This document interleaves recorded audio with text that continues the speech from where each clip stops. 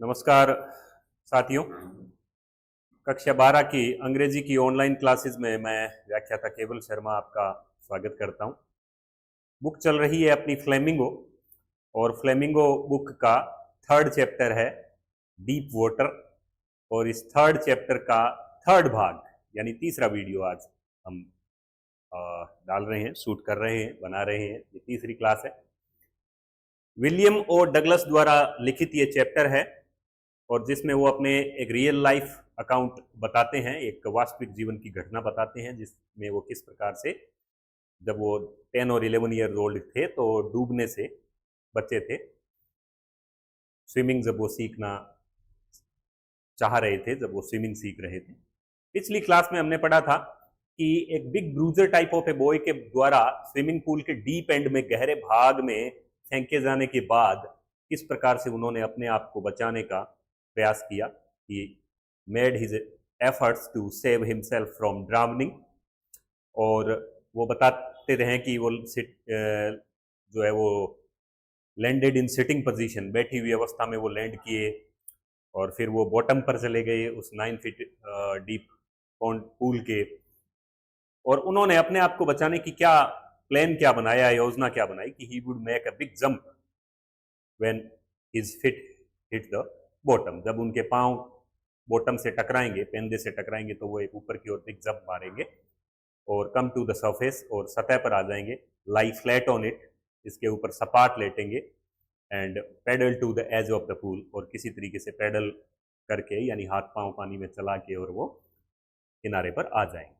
इस प्रकार के एफर्ट्स उन्होंने किए, जंप लगाई भी उन्होंने, बट वो ऊपर आए भी, पर बहुत स्लोली आए, और वो थोड़ी देर के लिए सरफेस पर आए, पर वापस उन्होंने नीचे जाना स्टार्ट कर दिया। और वो बुरी तरह से फ्राइटेंड हो गए थे, कंप्लीटली फ्राइटेंड, बुरी तरह से भयभीत हो गए थे, एक्सट्रीमली फ्राइटेंड। लेकिन उन्हें पता था कि मेरे पास स्ट्रेटजी, विलियम और डगलस वो बच्चे के रूप में, उस बच्चे को पता था, याद था, रिमेंबर था कि इतनी ही स्ट्रेटजी है कि मुझे वो बिग जंप लगानी है, ऊपर आना है और किसी तरीके से फ्लैट लेट कर इसके पूल के किनारे पर आ जाना है। ये बातें हमने पढ़ी थी। उनका एक्सपीरियंस जब वो ड्राउनिंग हो रहे थे, डूब रहे थे, तो कैसा रहा, क्या एफर्ट्स किए, वो अभी कंटिन्यू है, इसी क्लास में भी आगे इस चैप्टर में जारी है। तो ज़्यादा आगे लंबी बात न करते हुए इस चैप्टर का ये आज का भाग हम स्टार्ट करते हैं, शुरू करते हैं।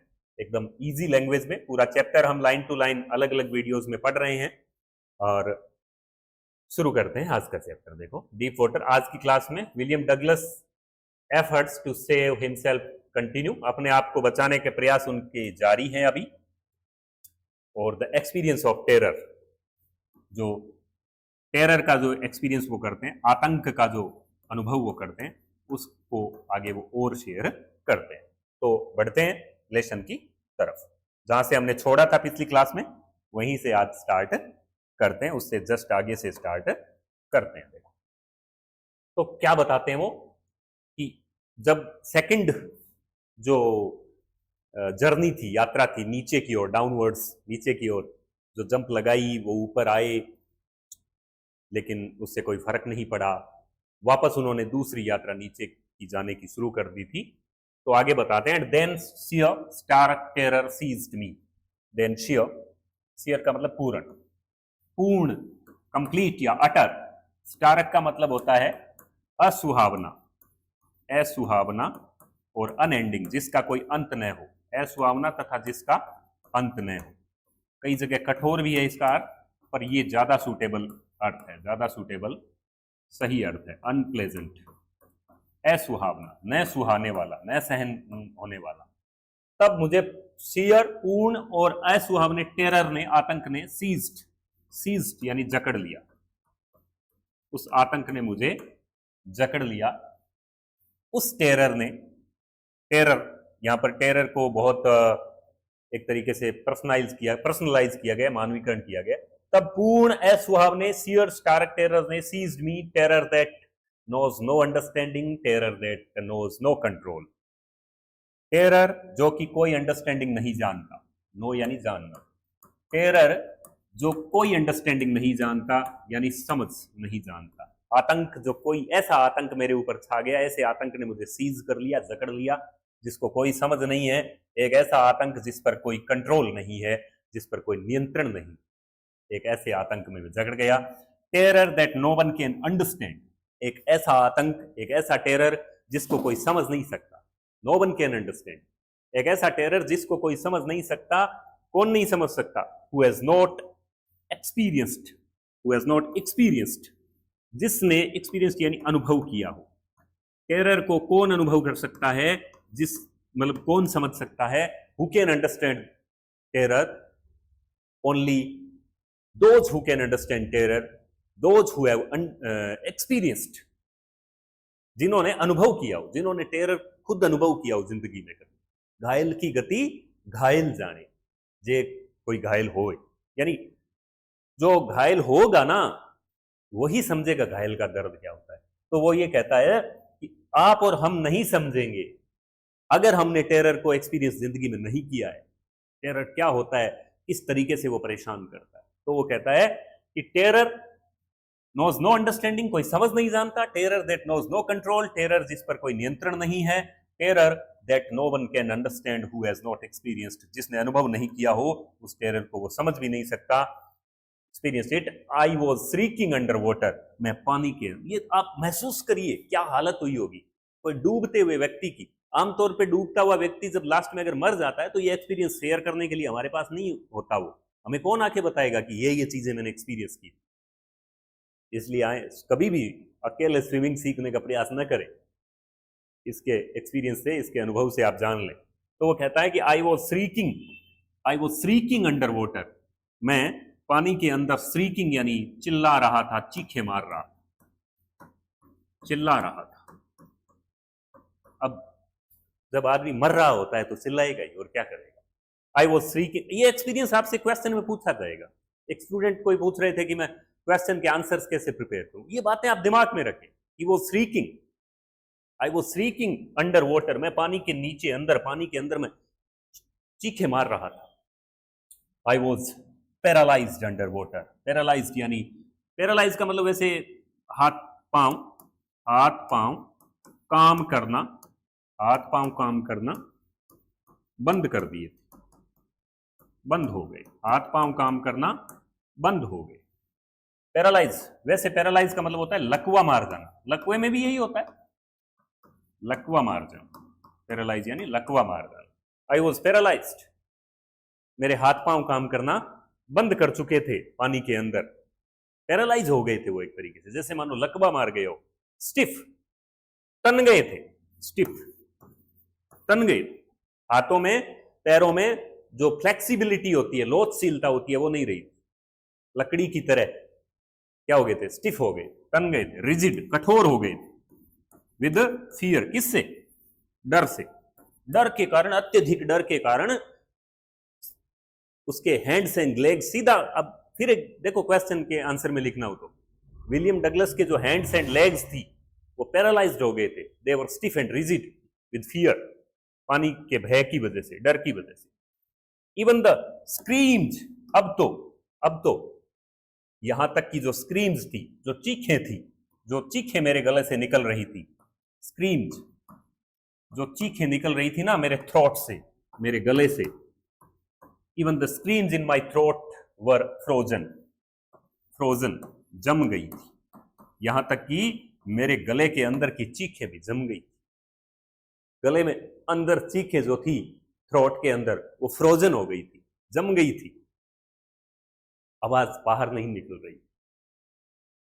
अब तो लग रहा था बस मर ही गए, अब तो मरने में कोई कसर बाकी है नहीं। हाँ, ओनली माई हार्ट, सिर्फ मेरा हृदय, दिल, and the pounding in my head, pounding का मतलब धम धम, धम धम की आवाज जो आ रही थी, धम धम हो रही थी, धक धक जो हो रही थी सिर के अंदर, जो हथौड़े से बज रहे थे ना, पीछे वाले क्लास में बताया था कि उसका सिर क्या करने लग रहा था, थ्रोबिंग हो रही थी, थ्रोब करने लगा रहा था, धम धम की आवाजें आने लगी।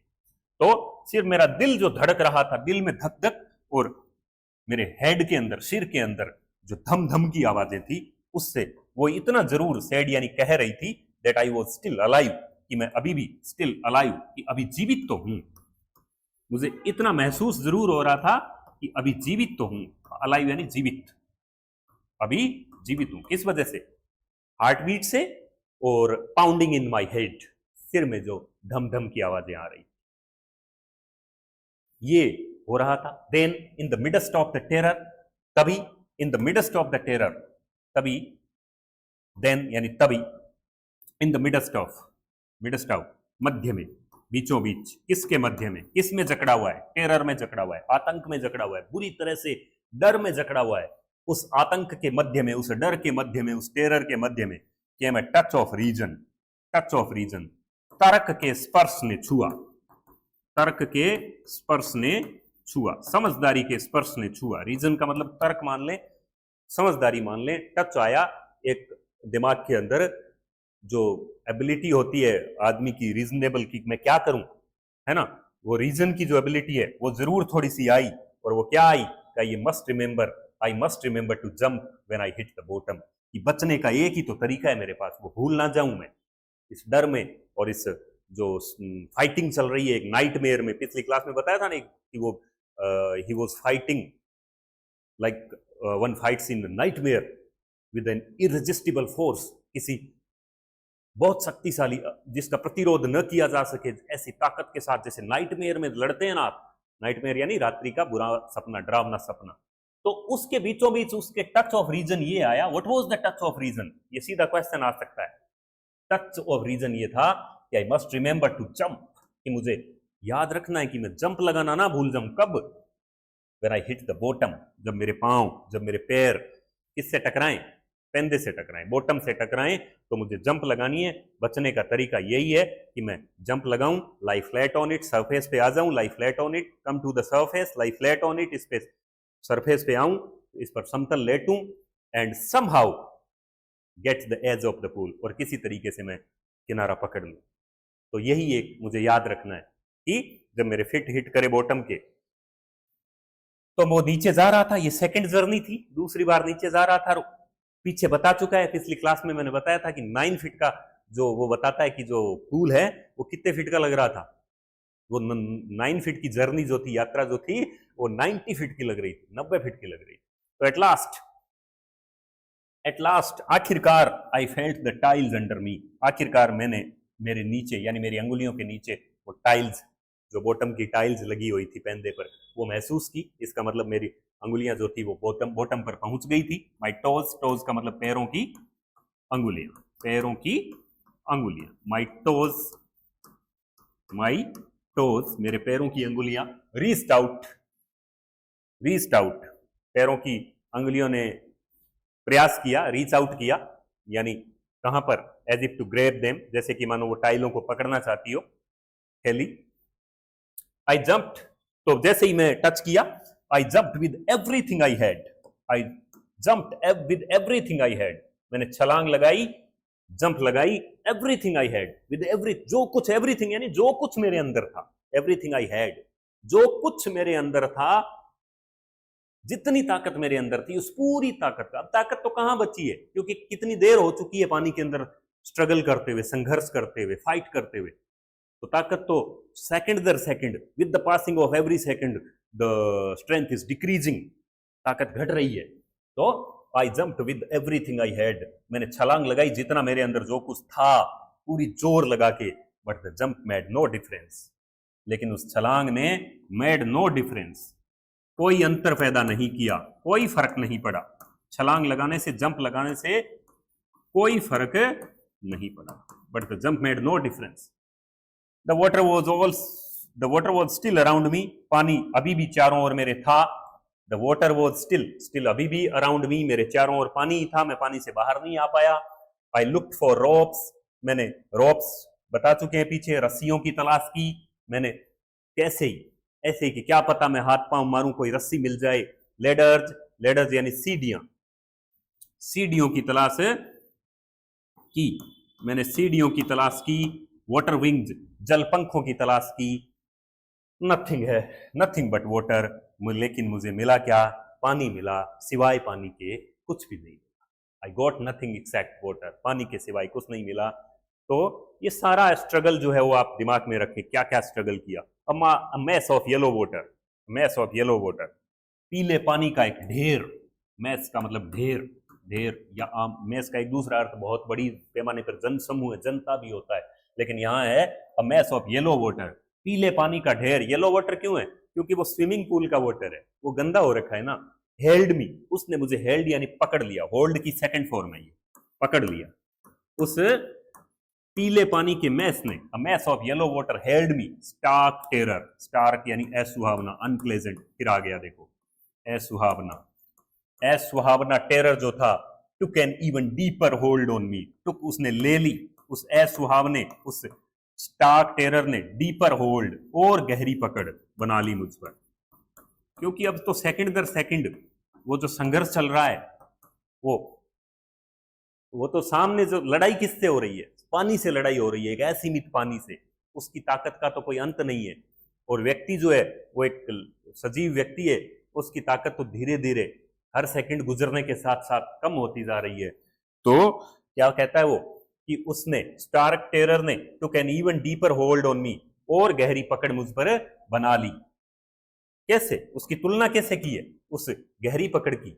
Like a great charge of electricity, कोई बहुत बड़ा करंट, जिस प्रकार से बहुत बड़ा जो करंट है इसका, के समान, लाइक यानी के जैसे, like a great charge of electricity. Electricity क्या होती है भाई? विद्युत, बिजली। बिजली का जब करंट लगता है ना व्यक्ति के, तो जकड़ जाता है आदमी। बिजली का करंट व्यक्ति को जकड़ लेता है। चार्ज, चार्ज का मतलब यहाँ करंट है, ठीक है। Like a great charge of electricity, बिजली के बहुत बड़े करंट ने जैसे जकड़ा हो मुझे, वैसे ही उस किसने, स्टार्क टेरर ने, उस असुहावने, अनप्लेजेंट फियर ने, एक्सट्रीम फियर ने मुझे इवन डीपर होल्ड बना ली, और गहरी पकड़ बना ली। आई शुक यानी मैं हिलने लगा, मैं हिलने लगा, और ट्रेम्बल्ड यानी कांपने लगा। आई शुक एंड ट्रेम्बल्ड, ये भी आप लिख सकते हैं, ही शुक एंड ट्रेम्बल्ड। अब देखो क्वेश्चन का आंसर बनाए ना तो आई नहीं आएगा, मैं आंसर की बात कर रहा हूं। जब अगर क्वेश्चन में आ जाए तो फिर आई नहीं आएगा ना, आई का मतलब तो फिर आप अपनी बात कर रहे हैं अगर आई लिख देते। ही कौन? William Douglas. किसकी बात चल रही है यहाँ? विलियम डगलस की, एज ए चाइल्ड की बात चल रही है, ठीक है। जब वो बच्चा था, जब वो स्विमिंग सीखने जा रहा था, डूब रहा है वो, किसी शरारती, किसी नॉटी बॉय ने, किसी बदमाश लड़के ने उठा के फेंक दिया बेचारे को तालाब में।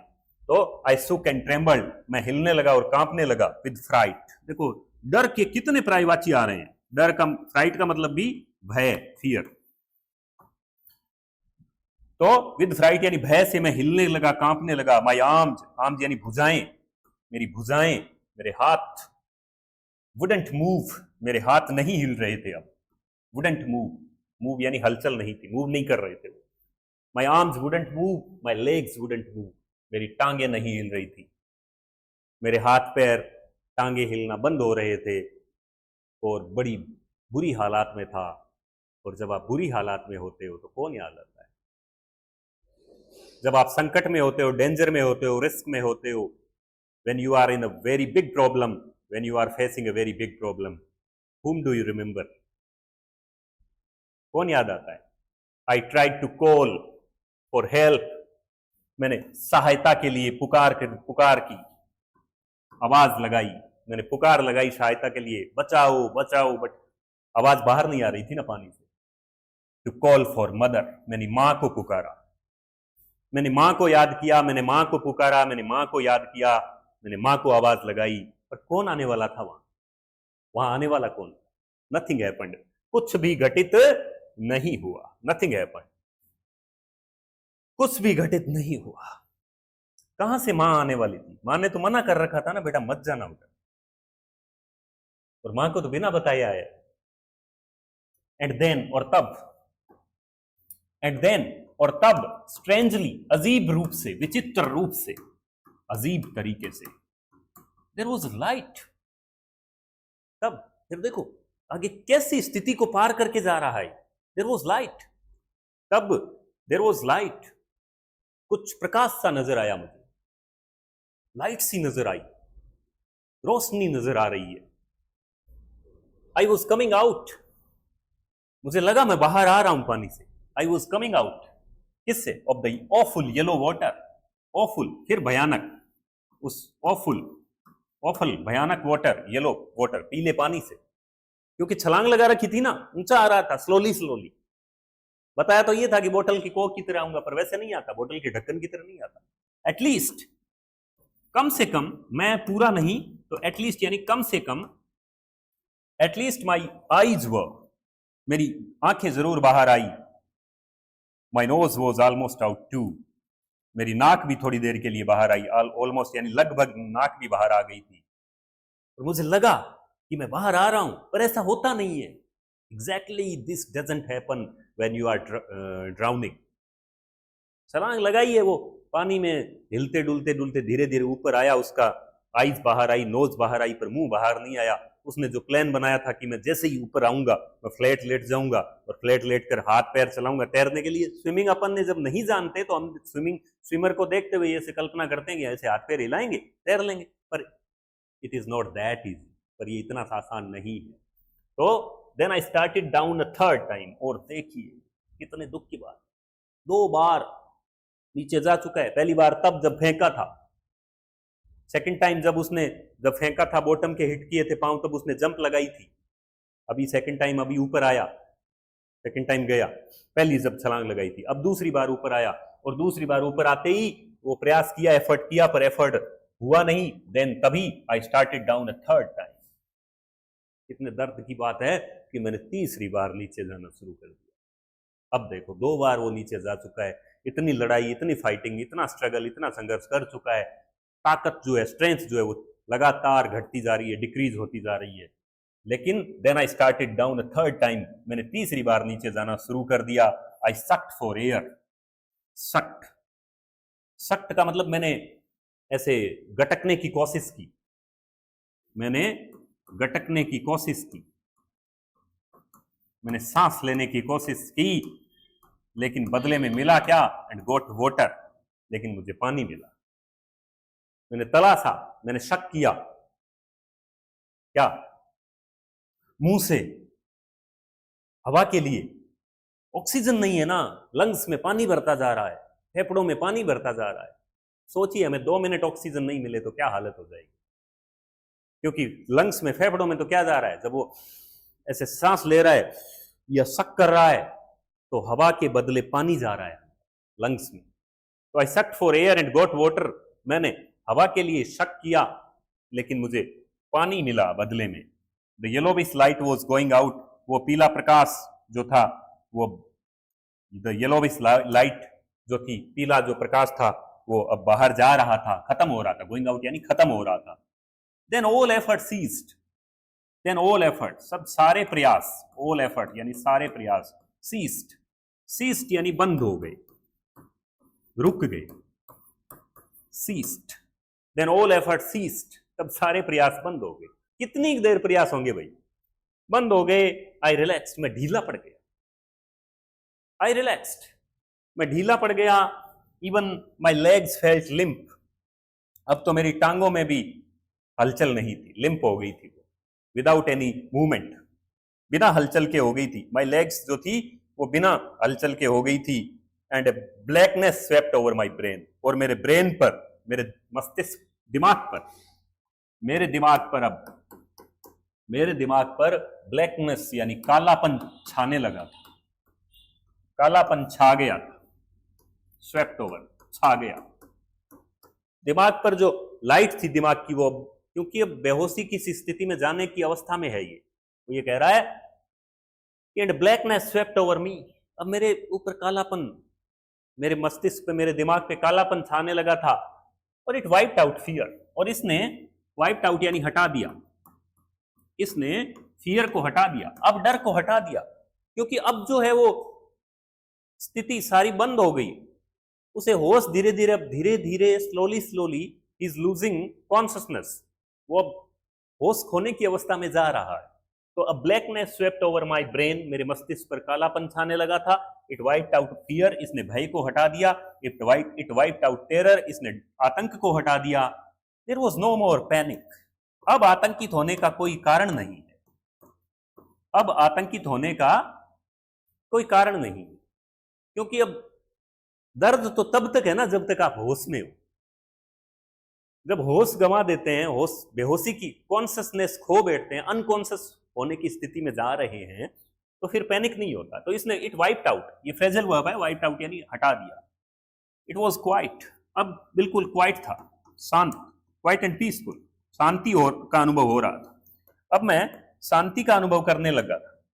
Nothing to be afraid of, nothing to be afraid of, afraid of यानी डरना, डरने की अब कोई बात नहीं, डरने की कोई बात नहीं, nothing to be afraid of, nothing to be afraid of, डरने की अब कोई बात नहीं। क्या डर है? अब तो होश ही नहीं है, अब तो हाथ पैर ही मूव नहीं कर रहे, लेग्स आर फीलिंग लिम्प, टांगे जो है वो अनमूव है, हिल ही नहीं रही। और अब तो बस बेहोशी की सी हालत हो रही है। दिस इज नाइस, अच्छा है, दिस इज नाइस, वो कह रहा है अच्छा है। टू बी ड्राउजी, ड्राउजी का मतलब होता है उनींदी अवस्था, नहीं समझेंगे आप शायद। उनींदी अवस्था, नींद सी आ रही है, नींद सी आ रही है, उनींदी, ड्राउजी। मदहोशी छा रही है, मदहोशी छा रही है, मदहोशी छा रही है, नशा सा छा रहा है, अब तो मदहोशी छा रही है। ऐसा लग रहा है टू गो टू स्लीप, जैसे नींद आ रही है, अब तो बस नींद आ रही है। क्यों?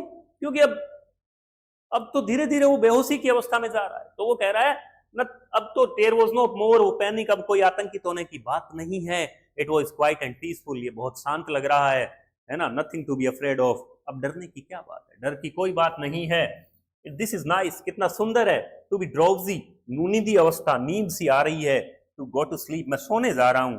नो नीड टू जंप, अब नो नीड, अब छलांग लगाने की कोई आवश्यकता नहीं है, अब जंप लगाने की नीड नहीं है, जरूरत नहीं है, आवश्यकता नहीं है। Need, no need to jump, अब छलांग लगाने की कोई आवश्यकता नहीं है। टू टायर्ड टू जंप, ये देखो इसका अर्थ जानो आप। Too tired to jump, too tired to jump यानी इतना थक गया हूं, अब तो टायर्ड यानी थकना, इतना थक गया हूं कि अब जंप नहीं लग सकती, इतना थक गया हूं कि जंप नहीं लगाऊंगा, जंप नहीं लगा पाऊंगा, जंप नहीं लगा पाऊंगा। ये हालांकि आपके वोकैब में आ जाएगा मीनिंग में। टू टायर्ड टू, ये टू और टू का प्रयोग है, ये